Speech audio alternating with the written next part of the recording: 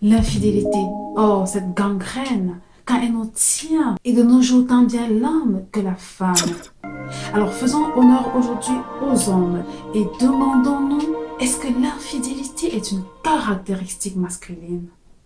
Bonjour et bienvenue à cette chaîne qui se rejoint à vous pour vous donner la clé pour vivre d'amour.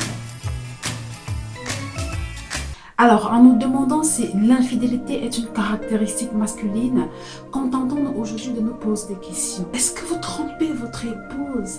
Je veux dire, celle que vous appelez chérie.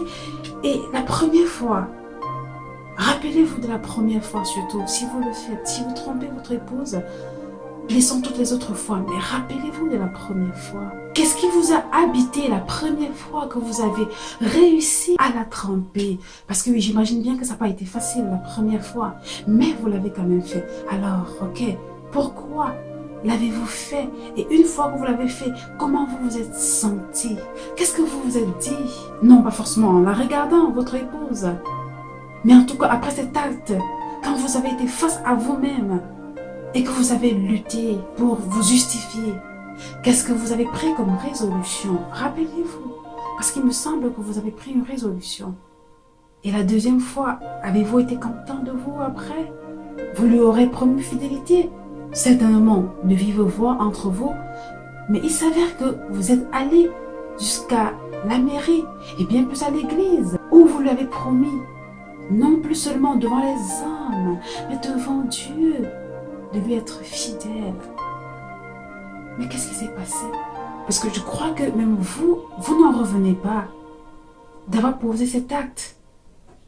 Alors, peut-être que vous en revenez et que vous en êtes arrivé à vous en réjouir d'ailleurs. Alors, pourquoi est-ce que vous vous réjouissez d'un tel acte qui vous déshonore? D'accord, ce sont peut-être pas des questions qui vous amènent à comprendre que vous avez violé votre propre engagement. D'ailleurs, attendons, quand vous l'avez épousée, vous vous engagiez à quoi? Elle est qui cette femme que vous avez décidé vous-même de prendre pour épouse? Nous sommes dans le cas où vous le faites, hein. Si vous le faites, oui, pourquoi vous la trompez? Peut-être que nous n'arrivons pas encore à mettre une définition juste sur le mot infidélité. Mais d'ici là, est-ce que vous croyez que vous pouvez être infidèle à votre épouse et être fidèle à votre travail, voire à tous vos autres engagements? Alors, avant même de demander effectivement si vous êtes un homme fidèle, est-ce que vous êtes un homme de parole? Est-ce que votre oui est un oui? Est-ce que votre non est un non? Et vous, chers messieurs, qui n'avez pas encore trompé votre épouse, est-ce que vous le ferez? Celle qui vous a dit oui et à qui vous avez promis certainement fidélité, non? Ok, jusqu'à présent vous êtes fidèles, mais jusqu'à quand resterez-vous fidèles? Oui, chers messieurs, quel que soit ce qu'est votre épouse, celle que vous avez choisie et que vous vous êtes engagé à aimer et dans la fidélité. Et vous le pensiez quand vous l'avez dit.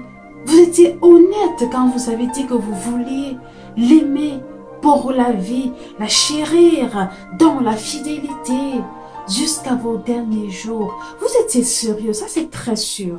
Il n'y avait qu'elle sur terre à cet instant où vous le disiez. Vous étiez conscient qu'il y avait d'autres femmes dehors, peut-être même plus belles que la vôtre. Mais en tout cas, vous aviez fait un choix de vie. Pour quelle raison, cher monsieur, êtes-vous infidèle ou fidèle à votre épouse? Je vous en prie, au nom de cet amour que vous avez déclaré à votre bien-aimé, le jour que vous l'avez choisi pour partager votre vie avec elle pour toujours, au nom de l'amour qu'elle vous a certainement si bien montré souvent et donné, ou alors au nom de l'amour de ce qui vous tient le plus sur terre, je vous en supplie, chers messieurs, prenez rendez-vous avec vous-même et répondez à ces questions.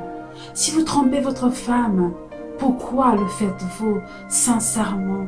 Est-ce que c'est l'image que vous avez de vous? Et si vous ne la trompez pas, est-ce que vous pensez qu'il y a une raison pour laquelle vous le ferez? Ou alors, est-ce que quoi qu'il arrive, vous ne tromperez pas votre épouse? C'est oui. Pourquoi? C'est non. Pourquoi? Ce pourquoi, il faut répondre, je vous en prie, cher monsieur. Parce que quel que soit votre choix, être fidèle ou infidèle, il y aura toujours de belles femmes dehors. Il y aura toujours de plus belles que la vôtre. Il y aura toujours de plus intelligentes que la vôtre si vous décidez qu'il en soit ainsi. Parce que sinon, vous allez oublier que la vôtre, votre épouse, est unique.